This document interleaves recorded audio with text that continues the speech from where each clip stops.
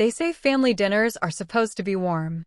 A time to reconnect, laugh, share stories. But in my family, dinner feels more like a performance. Like everyone's waiting for their turn on stage, and I'm always the forgotten act in the wings. I walk into my parents' house with a bottle of wine I can barely afford. It's not even the good kind, just something from the shelf that says, I tried.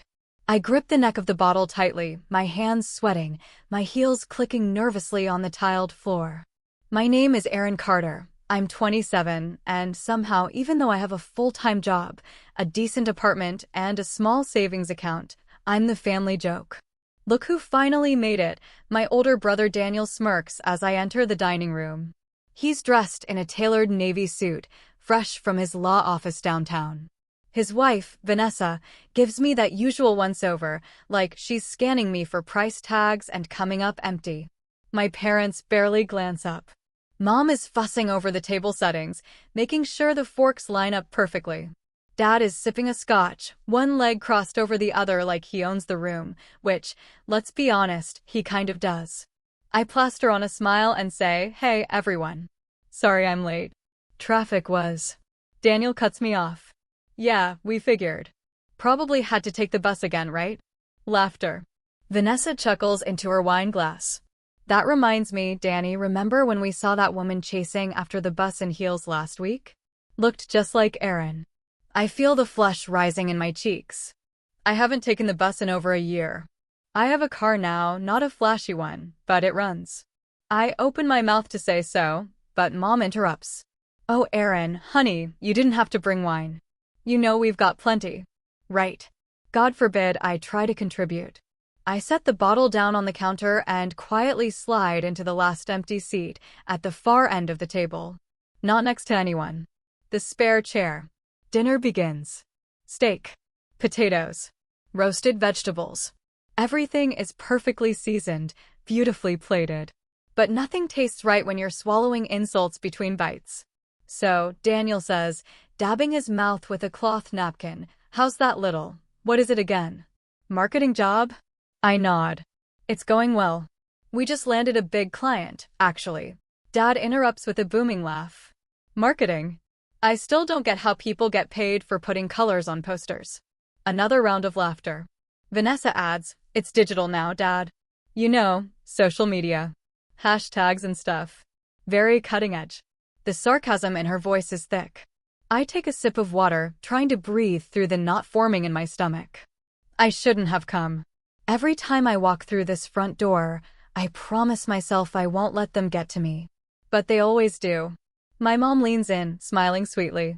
You know, honey, it's never too late to go back to school. Maybe something practical this time? Like accounting? Or nursing? I blink. I like what I do. Of course, she says quickly, like it's a reflex. We just want the best for you. You know we worry. You're not married. No kids. You don't own a house. Daniel jumps in. And you're still renting that little place downtown, right? With the creaky floorboards. I try to laugh it off. It's not that bad. At least I don't have a mortgage I can't breathe under. That earns me a raised eyebrow from my father. Silence falls, thick and heavy. That's when I notice Daniel's wrist, a brand new luxury watch, probably worth 3 months of my rent. He's flashing it deliberately, tapping it against his wine glass as he talks. I glance down at my own wrist. The watch I'm wearing isn't just any accessory. It's vintage. Gold. Quiet. Understated. But it belonged to my grandfather, my mother's father, who gave it to me before he passed away. I had it restored recently, with the money I saved from skipping takeout and doing freelance work on weekends. I wear it to remind myself I come from strength. That someone in this family once believed in me. My father's eyes catch it. There's a flicker. Barely noticeable, but it's there. A pause in his smug expression, a shift in his tone. Is that, he starts, squinting slightly. Where did you get that watch? I clear my throat. Grandpa gave it to me. Years ago. Vanessa snorts. It's probably fake. No offense, Erin. It's not fake, I say quietly. It's real. I had it authenticated. Dad leans forward. Let me see it. I hesitate. Something in his voice has changed. Gone is the condescension, replaced by something colder. Calculating. Slowly, I lift my wrist and extend it toward him. He examines it closely. His fingers brush the face of the watch. I see the flicker again, recognition. Greed. This belonged to Raymond Carter, he asks. I nod. He gave it to me the last Christmas before he passed. Said it was mine to keep. Dad's joy tightens. Funny. He never mentioned that to me. Of course he didn't. Grandpa knew exactly how this family worked. That's why he left me the one thing of value he knew they'd all want. I pull my wrist back gently. It's special to me. The tension at the table shifts. Even Daniel seems quieter now, his smirk fading slightly. But Mom smiles, wide and plastic. Well, what's done is done, she says cheerfully. Let's not dwell on silly old watches. We're just glad you're here, Aaron. I nod, but I don't respond. Because something has changed. For the first time in years, I see it. A weakness in my father's armor. A tiny crack. And all it took was a flick of gold on my wrist. They thought I was broke. They thought I was beneath them. But the look in my father's eyes tells me something else. They underestimated the wrong daughter. And that's going to cost them. When I leave my parents' house that night, the air outside feels lighter than it should. It's crisp, cold, biting at my cheeks, but I'm not shivering. I'm buzzing. Not because of the wine, but because of him. The look in my father's eyes when he saw the watch on my wrist? That moment has been playing on a loop in my head ever since I stepped out their door. All these years, I've shown up to family events invisible, small, someone to be pitied. But tonight, he saw me. Not for who I am, but for what I might have. And that, ironically, gives me more power than I've had in years. I barely sleep. I stay up late Googling old property records, estate filings, bank transfers, anything tied to my grandfather, Raymond Carter. The man was old school. Generous. But quiet about his money. He wasn't flashy like my dad. He didn't talk about assets or portfolios over dinner. He just slipped things into your life like love notes, silent, lasting, private. That watch? It wasn't the only thing. The next day, I call my aunt, my grandfather's younger sister, Doris. She's in her 80s now, but sharp as ever. When she answers, I hear her flipping through papers. Aaron, sweetheart. Haven't heard from you in a while. Everything okay? I get straight to the point. Aunt Doris, do you remember anything about Grandpa's will? A pause. Then her tone drops to something almost protective. Why do you ask? Because I'm starting to think I never saw the full picture. There's silence on the other end of the line. Then she says softly, he left you more than just that watch. My stomach flips. What do you mean? She sighs. Raymond told me himself. He left you his safety deposit box, the one in the name of RC Holdings. Said your father had enough, and that you needed a real start. My heart pounds. Do you know where it is? Wellsford National. 3rd and Cherry. Box 147. I blink. That's 3 blocks from my apartment. She hesitates, then adds, sweetheart, your father didn't want you to know about any of it. After the funeral, he got his hands on the original papers. Said he'd take care of it. I always wondered. I don't need to hear the rest. I thank her, hang up, and for the first time in months, I cry. But not because I'm sad. Because I'm done being small. 2 days later, I walk into Wellsford National Bank with a folder of ID and my heart racing. The manager confirms my name against the trust my grandfather had established years ago. Quietly. Discreetly. Looks like you're the sole beneficiary of the contents, Miss Carter. He leads me to a private room, unlocks a metal drawer, and sets the box down in front of me. It's old. Heavy. Dusty. I open it slowly. Inside is a stack of original land deeds, acres of rural property in Vermont, purchased in the 1970s and never sold. An envelope marked, use this when they doubt you. And beneath it, a certified check. Made out to me. For $320,000. I stare at it for a long time. My fingers shake as I hold it. I think about all the times my parents called me unrealistic. All the times they laughed at my job, my dreams, my apartment. My father knew this existed. He knew Grandpa left it for me and buried it. But the one thing he couldn't erase was that watch. The symbol. The thread that led me here. I don't cash the check right away. That would be too easy. Instead, I speak to a lawyer, an estate specialist named Brooke Hayes. She's calm, calculated, and has the kind of spine I need. We review everything. The trust documents, the suppressed clause in the will, and the actions my father took to withhold it. She leans back in her chair and raises an eyebrow. You could go after them, you know. I don't want a court battle, I say. Not yet. What do you want then? I smile. To make them see me. Just like my grandfather did. It's Friday when the invitation arrives. I email Mom and ask if we're still doing Sunday dinner. Her reply is instant, of course. Same time. Perfect. This time, I show up in a simple navy dress. Hair down. Same heels. But something's different. Confidence. It's not borrowed, not faked. It's mine now. And it walks in with me. The table is full again. Daniel is still smug. Vanessa still polished. Mom still fussing over napkins. Dad sipping from the same glass. But when I step in, all eyes turn. This time, they notice. The silence is brief, but it holds weight. Erin, my mother says. You're early. I thought I'd help. She blinks, not used to that. I walk into the dining room and take his seat, the one next to Dad. No one stops me. When dinner begins, I don't let them steer the conversation. I ask questions. I talk about my new side venture, a consulting gig I'm building using the funds. I keep it vague on purpose. Vanessa squints. Since when are you doing business? I just smile. Oh, you'd be surprised what kind of doors open when people believe in you. Dad shifts.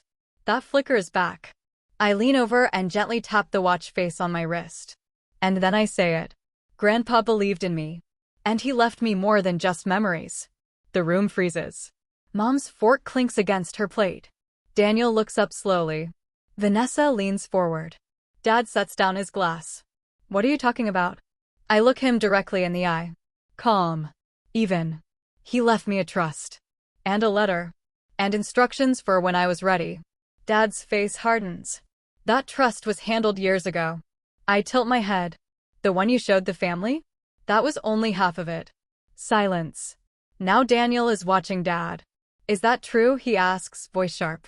Vanessa whispers, wait, is she saying you hid it? Dad doesn't respond. Because he can't. I don't raise my voice. I don't slam my fork. I don't cry. I just sit there, in the middle of their perfect dining room, holding the one thing that broke their illusion. Power. The kind that doesn't need yelling. The kind you inherit when someone sees your worth. And I'm just getting started. After that dinner, I don't hear from my family for days. Not a call. Not a text. Not even a passive-aggressive emoji from Mom. Just pure, echoing silence. And I let it sit there. Let it rot. Because for the first time in my life, I'm not scrambling to fix something they broke.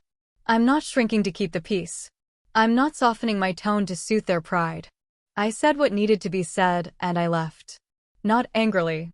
Not dramatically. I just picked up my purse, nodded once, and walked out. I didn't need the last word. The truth was the last word. On the fourth day, my phone finally buzzes. Dad. I stare at his name on the screen for a moment. It's the same contact I've had since high school. Still just Dad. No heart. No emoji. No warmth. Funny how even your contact list can hold a history of disappointment. I let it ring. Then send it to voicemail. Later that evening, I check his message. His voice is clipped. Cold. Controlled. We should talk. About the watch. About what you said. Come by the house this weekend. No apology. No emotion. Just another command, disguised as an invitation. I almost delete the message. But something stops me. I meet with my lawyer, Brooke, again the next morning. She's already pulled records. I requested the old court filings from your grandfather's trust settlement, she says. Your father signed documents confirming the existence of the second trust and that he'd notify you when you turned 25. I blink. I'm 27 now. Exactly. She lays the file in front of me. The signature is right there. My father's handwriting. His initials on every page. He knew. He didn't just overlook it. He signed away the responsibility, then chose to pretend it never existed. Brooke looks at me. Calm. Direct. We can sue him. For suppression of inheritance. Fraud, even. I shake my head. I want to handle this differently. Saturday comes faster than I expect. I pull up to my parents' house in the same car they once mocked me for driving. But this time, I park it without shame. I wear the watch again. Not as a statement. As a reminder of who really left me something worth protecting. Dad meets me at the door. No hug. No smile. Just a hard stare. We sit in the sunroom, his favorite place. The one with all the glass windows and zero warmth. I didn't expect you to make a scene at dinner, he says. I smile politely. I didn't make a scene. I spoke. He doesn't like that. He leans forward. Where did you get access to the trust? You mean the one Grandpa set up for me that you buried? His jaw tenses. I had my reasons. Which were? No answer. So I press gently. You didn't think I'd find it, did you? He shifts. Your grandfather was a sentimental man. He didn't understand what real wealth management looked like. I was protecting you from unrealistic expectations. Unrealistic expectations. Like owning my own property. Starting a business. Paying off debt without begging him. I laugh. Not bitterly. Just amazed. Dad, you didn't protect me. You erased me. He stays silent. So I open my bag and slide a folder onto the table. Inside, copies of the original trust. Proof of his signature. A summary of the funds. A typed note from Brooke outlining the legal path forward. He flips through it with increasing speed. When he hits the final page, he looks up. This is blackmail. No, I say calmly. This is justice. He narrows his eyes. What do you want? There it is. That same tone he used when I was 17 and asked him to come to my school art show. The tone that said, you're a burden I never asked for. I take a deep breath. I want you to admit what you did. To me. To the rest of the family. You want me to confess? I want the truth out there. Not whispered. Not hidden in courtrooms. He leans back, arms crossed. You're bluffing. You'd never take me to court. I smile. You're right. He smirks. But Brooke will. And the smirk dies. I leave the sunroom feeling no lighter, no heavier, just clearer. My father won't apologize. That's not who he is. But the weight of proof has shifted. And he knows it. Sunday morning, I get a text. Vanessa, are you free this week? I have questions. My sister has always been 2 steps behind the truth, but 5 steps ahead in appearances. She wants to know without looking bad for asking. I tell her we can meet Tuesday. A public place. Neutral ground. We sit outside at a cafe. She's already there when I arrive, lipstick perfect, phone face down, nerves visible. I wear a beige blazer, jeans, and the watch. Again. Because consistency matters. She dives right in. Did Dad really hide a second trust? I nod. And you found it? I inherited it. Her eyes dart. Is it a lot? I take a sip of my coffee. It's enough. She leans closer, voice low. Do you think he did it to protect us? Like, maybe he thought you weren't ready. I look her dead in the eyes. He didn't do it for you. He did it for himself. She sinks back in her chair. And for a second, the shield drops. I always thought you were just making bad choices. I wasn't. I didn't know he. You didn't ask. Silence. And then, her fingers tap nervously on the edge of her cup. I'm sorry. The words fall flat. Not insincere. Just uncertain. She doesn't know how deep the cut goes. She's never been outside the circle of favor. But still, she said it. And it counts. Back at home, I light a candle and sit with the papers again. Not because I need to review them, but because I need to remember. This isn't about revenge. It's about rewriting the story they told about me. The broke one. The failure. The disappointment. They used to say I was dramatic. That I made everything about me. But now, I make everything count. The following week, something unexpected happens. Dad calls a family meeting. He emails everyone. Formal. Polite. Scheduled. When I arrive, the living room is full. Mom. Vanessa. Daniel. Even Grandma is there, confused, but present. Dad stands near the fireplace. No drink. No watch on his wrist. He clears his throat. There have been misunderstandings about the estate your grandfather left behind. I want to be clear. I made decisions I thought were right at the time. I cross my arms. He keeps going. But I should have honored his full wishes. Especially regarding Aaron. Everyone turns toward me. He looks at me, jaw tight. And for that, I apologize. My mother clutches her pearls. Vanessa blinks. Daniel actually drops his fork. This is unprecedented. A public acknowledgement. And it's not for show. It's damage control. But still, it's done. I nod once. And stand up.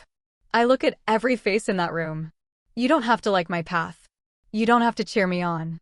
But from now on, you will respect it. Or I will walk and I won't come back. No one argues. Because now, they know I can. I leave before dessert. Because some things are sweeter when you don't stay to clean up. They used to tell me I was the emotional one. Sensitive. Too reactive. Too stubborn. But when I walked out of that family meeting, calmly, directly, without flinching, nobody said a word. Nobody called me dramatic. Nobody chased me either. And that silence? It said more than any apology ever could. The next few days pass in a strange kind of quiet. Not the cold avoidance I grew up with. Not the hollow guilt-tripping silence they used to weaponize. This is different. This is space. Space I created. Space where I decide who gets to speak and who gets to be heard. And for the first time in my life, I'm not afraid of being alone in it. I go back to work, to my small but growing design studio downtown. My partner, Marcy, greets me with a hug and a coffee. She doesn't ask how the meeting went. She just looks me in the eye and says, "You look like someone who just burned a bridge and built a runway." She's not wrong. 3 days later, I get an email from a local business journal. Subject line, "We'd love to feature your work. Your story is inspiring." I reread it 3 times. Apparently, a client I helped 6 months ago recommended me for a Women in Power spotlight series. I don't cry, but I smile like I've never smiled before. They want to feature not just my business, but me. My voice. My design. My watch. I go home that night and sit at my tiny kitchen table. It still wobbles. The paint's chipped. But the light in this apartment hits just right. I light a candle and open my laptop. And I begin writing my own story. Not the one Dad tried to edit. Not the one my mom whispered at country clubs. Mine. Every ugly, beautiful, brave part of it. The article goes live on Thursday morning. By noon, my phone is blowing up. Old professors. Clients. Friends I lost touch with. They're reading about how I started from the scraps of a trust no one told me existed, and how I turned it into a foundation for something real. They're reposting it. Sharing it. Quoting it. And one of those quotes goes viral. They called me broke while sitting on the inheritance meant for me. I didn't just take back the money. I took back the story. I didn't even realize how powerful those words were until I saw them on someone's Instagram story, next to the caption. "This is for every girl they underestimated." Then, something happens that makes me freeze. My mom calls. I let it go to voicemail. But this time, she leaves one. I saw the article. I had no idea it was that serious. I think we need to talk. Not just about the trust. About everything. I sit with the phone in my lap for a long time. And then I play it again. Because for once, her voice didn't sound performative. It sounded small. Maybe even honest. I call her back the next morning. Not because I owe her. But because I'm ready. She invites me to meet at a cafe. Neutral ground again. It's our first face-to-face alone in over a year. When I arrive, she's already there. Hair neat. Eyes tired. She stands to hug me, and for the first time ever, I don't flinch. I let her. Just once. We sit. And she doesn't speak for a moment. Then she says, softly, "You're not what I expected." I raise an eyebrow. "What did you expect?" She sighs. "A mess. A lecture. Bitterness. I have all of those. I just don't hand them out for free anymore." She actually chuckles. Then she goes quiet. "I always thought your father knew best. He handled the finances, the estate, everything." She fidgets with the edge of her napkin. I never looked deeper. I didn't want to. I nod. Because comfort is easier when you don't ask questions. Tears well in her eyes, but she doesn't let them fall. I'm sorry, Erin. She doesn't say it like a mother saying sorry to fix things. She says it like a woman who knows she can't undo the years she stood by and watched. I don't forgive her. But I see her. And that's a start. The next week, I'm back in the studio when a courier drops off a letter. Thick envelope. Gold seal. It's from my grandfather's old estate attorney. Inside, a letter from him. Written years before he died. If you're reading this, Erin, it means you've found the truth on your own. I knew you would. I always believed you were the strongest among them. Use what I left you wisely. Not to impress, just to build. Something they'll never be able to take back. I press my hand to my mouth. It feels like he's in the room. I decide to use a portion of the trust for something bold. I buy the property next to my studio, one my dad tried to acquire years ago for his firm, but couldn't. It's officially mine. And I open a creative incubator space for young women, those like me who were told they were too emotional, too sensitive, too broke to dream big. We call it The Rewrite. And on the plaque at the front door, it says, funded by the inheritance they tried to bury. At the next family dinner, months later, I don't wait for an invitation. I walk in like I belong because I do. They pause when I enter. I'm wearing all black. Hair up. Watch visible. And they know. They remember. This time, no one dares to call me broke. They just make room at the table. But I don't sit. I hand my grandmother a copy of the article. Place a handwritten note beside my mom's wine glass. And I tell them, calmly, I'm not here to make peace. I'm here because this family doesn't get to keep pretending I don't exist. Dad nods. Slowly.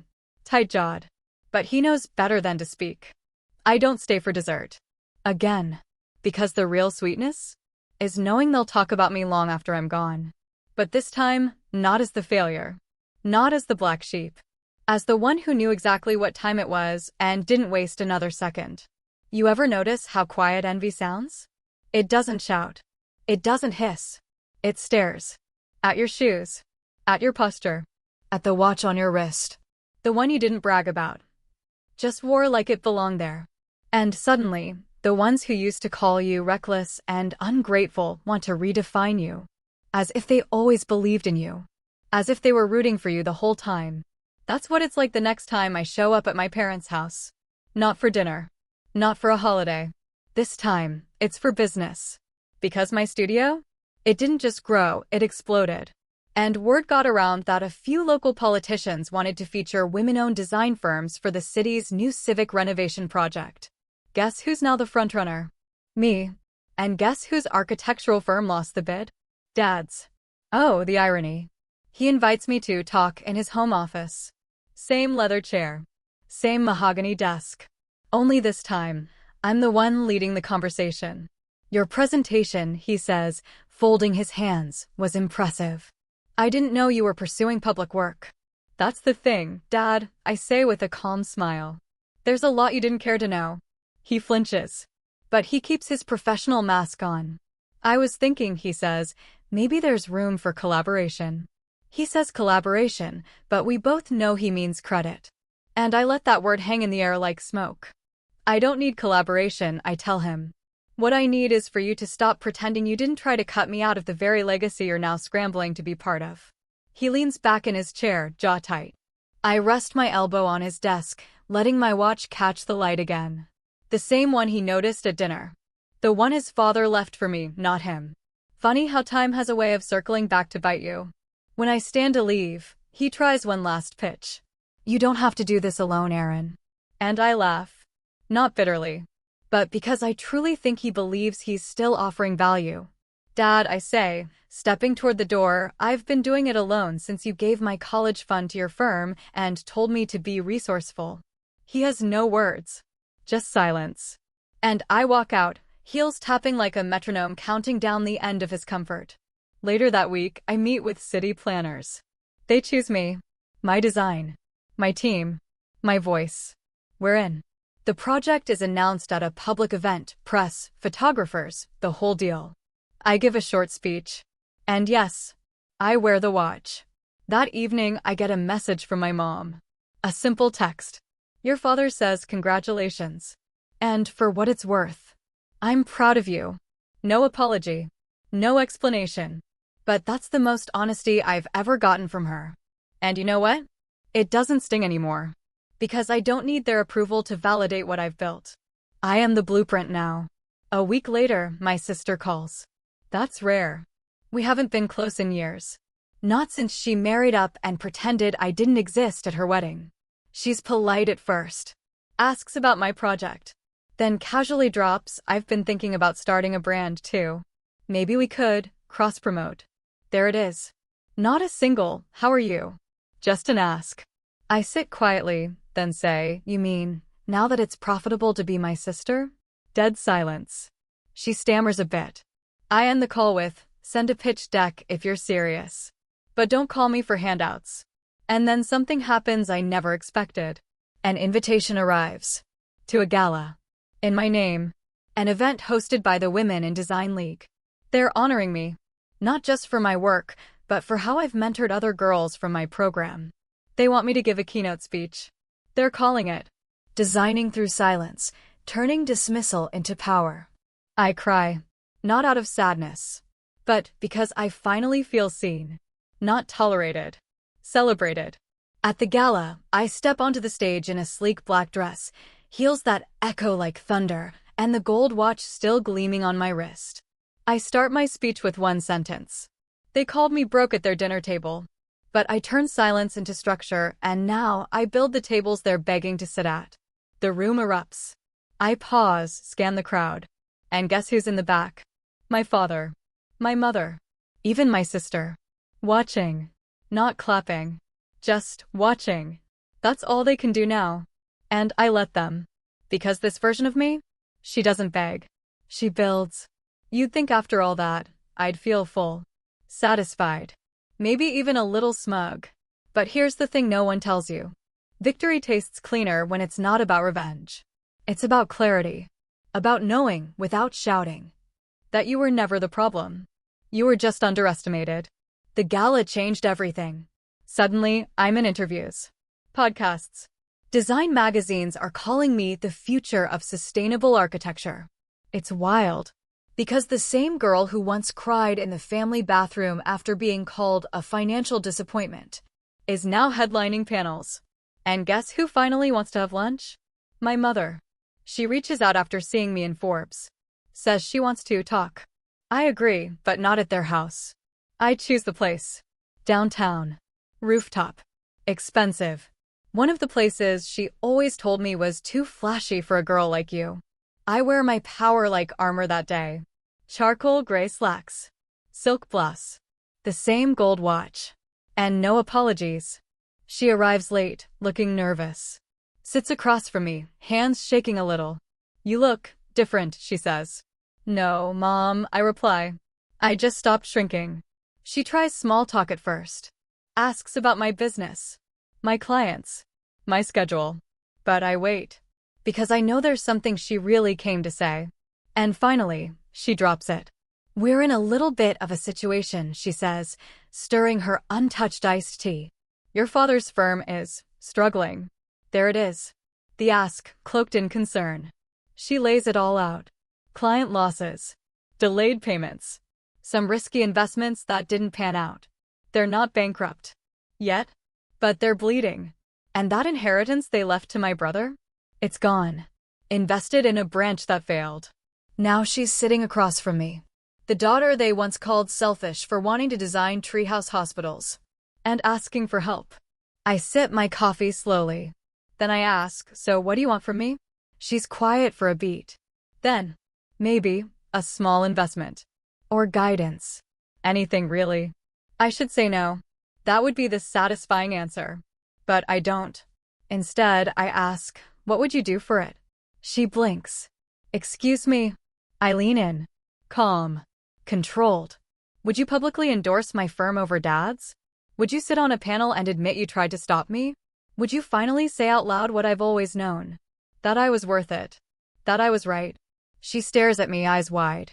You can't be serious, she whispers. Oh, I am, I say, smiling. Because for once in your life, I want you to fight for me. She doesn't answer. Just leaves the rooftop in silence. And I sit back, sunlight catching the face of my watch. Time's funny that way. It keeps moving even when the people who raised you try to hold you back. A few weeks pass.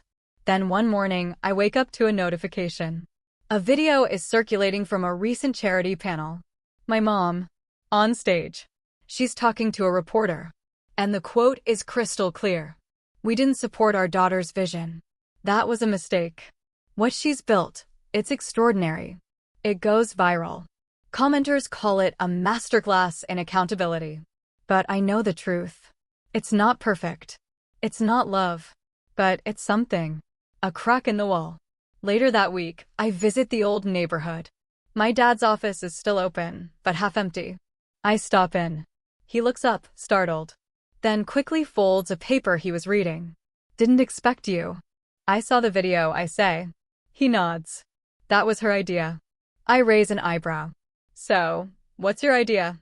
He exhales, finally looking me in the eye. "Maybe we got it wrong. About you." That's all he says. No excuses. No tears. But also no resistance. Just a quiet admission that the world moved on without them, and I led the way. I turn to leave, but pause. "I'm buying that building," I say, gesturing toward the space across the street. Turning it into a mentorship center for girls who don't get believed the first time. He nods slowly. "That's good," he says. And for once, I think he means it. That night, I stand in my new studio, watching the sunset over the city skyline. The walls are unfinished. The space is raw. But I love it. Because this isn't just an office. It's a beginning. And when the light hits just right, my watch glows gold on my wrist. A reminder of the time I earned. Not the love I fought for, but the legacy I built in spite of it. There's a strange silence that comes after the storm. After the anger dies down. After the dust settles from years of being overlooked. Mocked, dismissed. You stand in the quiet and ask yourself, now what? My mentorship center opens in spring. The press calls it bold, visionary, a love letter to the underestimated. But to me, it's just home. Brick by brick, room by room, I built something I never had growing up. A place where girls can dream and be believed in the same breath. One day, I walk through the lobby and see a young girl sketching on the floor. She's maybe 10, wearing hand-me-down jeans and a hoodie 2 sizes too big. Her hair's tied in a loose bun. Her hands are stained with charcoal. She doesn't look up when I pass, just mutters, "I'm designing a house in the sky." I crouch beside her, smile gently. "Looks like you're already halfway there." And I mean it. Because that's what this was all for. Meanwhile, the whispers about my parents get louder. Their firm is still operating, but barely. They've lost key clients. Cut staff. The brother they once called the future is working for a competitor now. I heard he blamed me. But I haven't said a word. Not one. Because I no longer play defense. I don't need to. Then, the strangest thing happens. My dad emails me. Subject line, lunch. No guilt. No demands. Just an invitation. I wait 3 days before replying. We meet at a quiet cafe tucked between 2 historic brownstones, my pick. When I arrive, he's already seated. Looks older than I remember. Tired. He stands as I approach, like he used to at family dinners, back when respect had conditions. "Thanks for coming," he says. I nod, slide into the booth. He doesn't waste time. I wanted to apologize. Properly. He pulls out a small velvet box and places it on the table. Inside is my grandfather's gold compass. The one I used to play with as a child. The one I was told was not for girls. "I thought you should have this," he says, voice low. I stare at it. It's heavier than I remember. Or maybe I'm just holding more than metal. "I spent so long trying to steer your life," he says, "when you already knew where you were going." I don't cry. Not because I'm angry. But because I finally understand. Some people don't change until you leave them behind. Some only start to see you when you stop begging to be seen. After lunch, I walk out with the compass in my coat pocket. The wind picks up. My gold watch catches the sun. And for the first time in a long time, I feel peace. Not from revenge. Not from applause. But from building a life I'd want to live even if no one ever said, "I'm proud of you." A few weeks later, the Mentorship Center hosts its first showcase. Families come. Donors visit. The girls beam with pride as they present their models. Near the end, a shy teenager with box braids and braces pulls me aside. "I heard this was your building," she says. I smile. "It is." She bites her lip. "They said you used to be broke. That your parents didn't support you." I nod slowly. "That's all true." Her eyes widen. "So, how did you get here?" I take a breath. "I stopped asking for seats at their table and built my own." She grins. And I watch as she runs off to her display, head held high. That night, as I lock up the center, I glance at the wall. There's a plaque mounted beside the front door now. It reads, "This space is for the girls they called too much. The dreamers, the misfits, the invisible. May you always know your worth without needing their permission." Signed in etched gold. The girl in the watch. Because they may have called me broke. They may have laughed, gossiped, and turned their backs. But now? Now they live in a world I helped design. One blueprint at a time.